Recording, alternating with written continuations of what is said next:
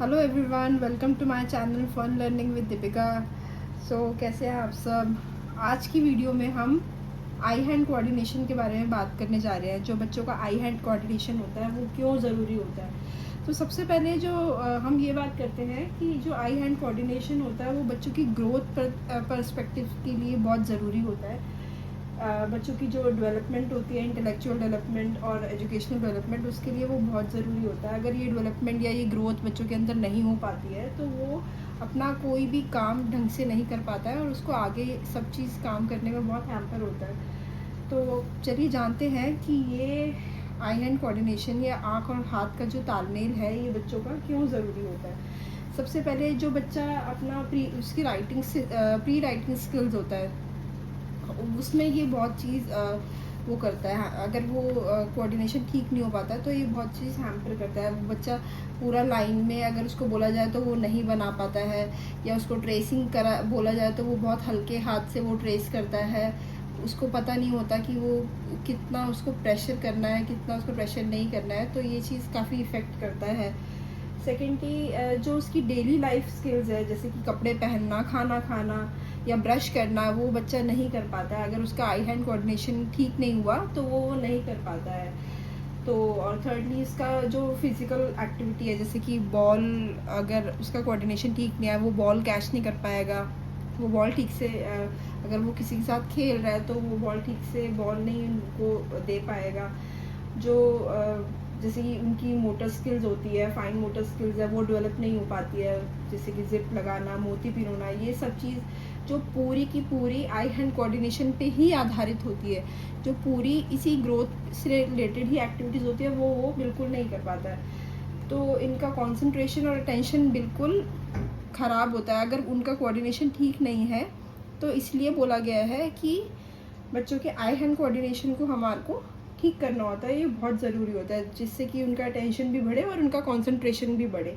तो चलिए आइए देखते हैं कुछ एक्टिविटीज जिससे कि हम बच्चों का आई हैंड कोऑर्डिनेशन को इम्प्रूव कर सकते हैं। सबसे पहले तो जो भी एक्टिविटी हम इसमें करने जा रहे हैं उस एक्टिविटी को अगर हम खुद से करेंगे तो बच्चा हमारे साथ बैठ के वो एक्टिविटी को कॉपी करके वो ज़रूर करेगा। उसको ऐसे नहीं करवाना कि उसको अकेले दे दिया वो चीज़ और उसके बाद उसको बोल दिया कि आप करके दिखाओ, तो उस बच्चे का इंटरेस्ट नहीं हो पाएगा। जब हम खुद करते हैं तो बच्चा कॉपी बहुत जल्दी करता है और हम उसको बहुत अच्छे से वो चीज़ फिर उसको समझा सकते हैं। तो सबसे पहले जो होता है वो हम उसको स्क्रिबलिंग करने के लिए कहते हैं। अगर स्क्रिबलिंग करने के लिए, फ्री स्क्रिबलिंग करने के लिए हम उसको कहते हैं कि अगर उसको स्क्रिबलिंग करना है तो वो कुछ इस तरह से उसको करने देते हैं। अगर कुछ भी कलर देना, उसको पेंसिल या ऐसा कुछ नहीं देना कि जिससे कि उसका इंटरेस्ट, कुछ कलरफुल चीज़ें उसको देनी है जिसको देख के उसको अच्छा लगे और उसका इंटरेस्ट जागे। तो उसको कुछ ऐसे फ्री हैंड स्क्रिबलिंग करने के लिए हम उसको सबसे पहले बोलते हैं।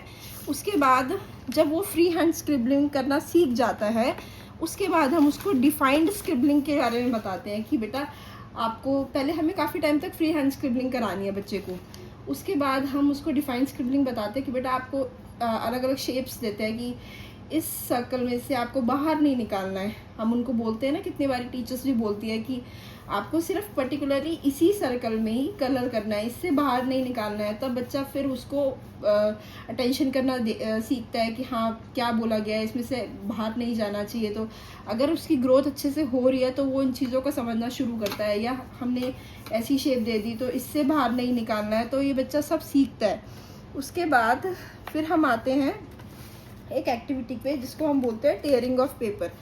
टेयरिंग ऑफ पेपर में उसको क्या बताना है हमें कि उसको, ये मैंने एक्टिविटी काफ़ी टाइम पहले देखी थी कि जो बच्चों का ग्रिप पकड़ने का वो होता है तो उससे बहुत अच्छे से कर सकता है। तो उसको हम एक पेपर दे दें, उसको बोले इसको छोटे छोटे टुकड़ों में उसको टेयर करना है जिससे कि उसका ये चीज़, ये ग्रोथ अच्छे से हो पाए। तो उसको ये एक्टिविटी भी देनी है साथ में। तो ये एक और एक्टिविटी है।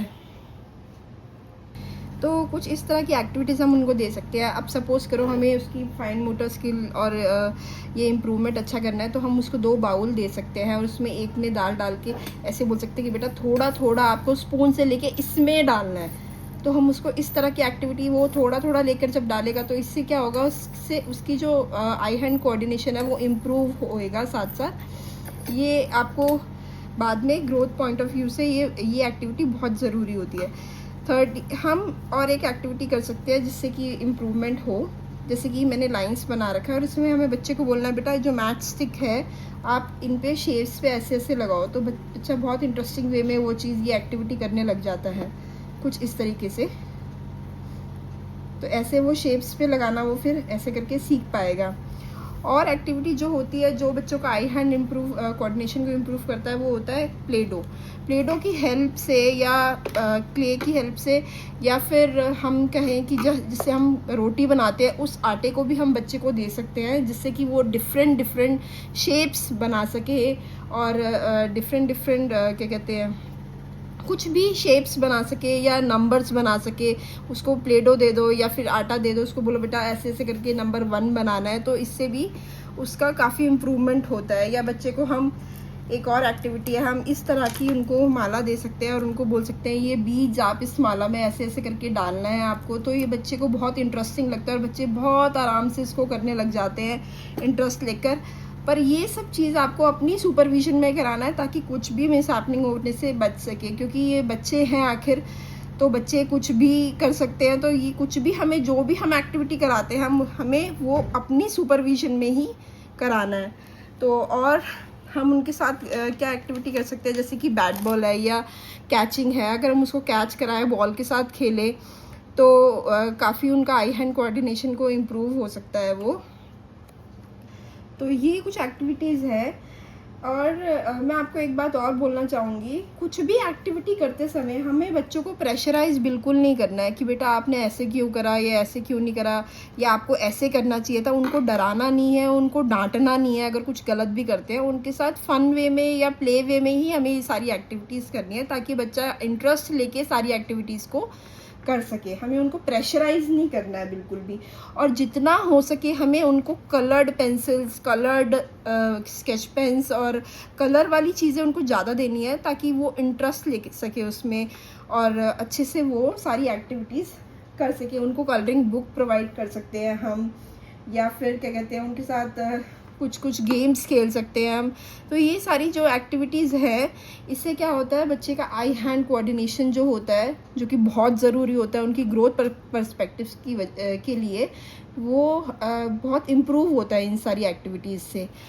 तो आज की वीडियो में हमने ये सीखा है कि आई हैंड कोऑर्डिनेशन कैसे इम्प्रूव करना चाहिए बच्चों का। तो अगर आपको ये वीडियो पसंद आई हो तो इसको ज़रूर लाइक करिएगा और मेरे चैनल को सब्सक्राइब करिएगा।